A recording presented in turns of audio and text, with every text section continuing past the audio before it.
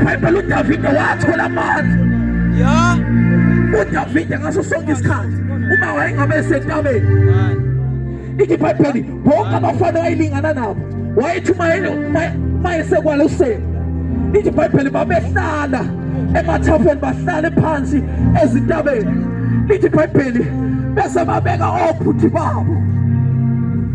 Bathi uma behleli belusa bebekile obhuti babo lapho, babhekile ukuthi once ingasukelwa sizophakamisa amehlo ethu siwabhekise kobhuti, sizophakamisa amehlo ethu siwabhekise kobaba bethu, siyophakamisa amehlo ethu siwabhekise komkhulu bethu.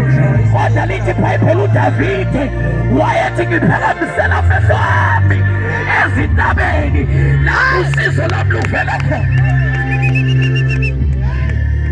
Ayikho enye indawo uDavide la amehlo akho awaphakamisela khona, noma sebabhekile ezinye izinto, babheka zonke indawo la bangasizakala khona, kodwa uDavide wayethi ngiphakamisela amehlo ami.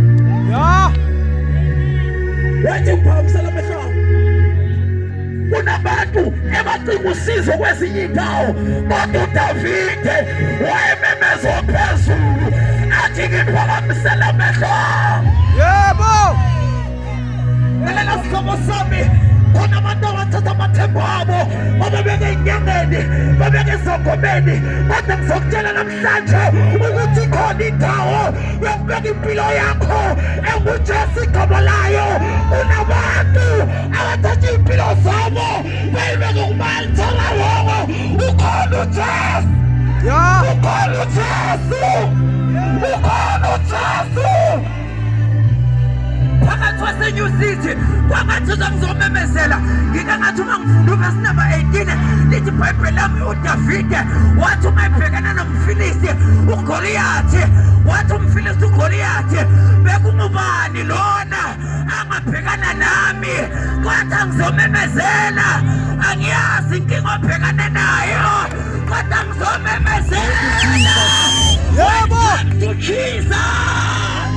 Ngizomemezela uJesu ophilisayo, ngizomemezela uJesu osindisayo, okunguye namhlanje, izolo, ngona phakade.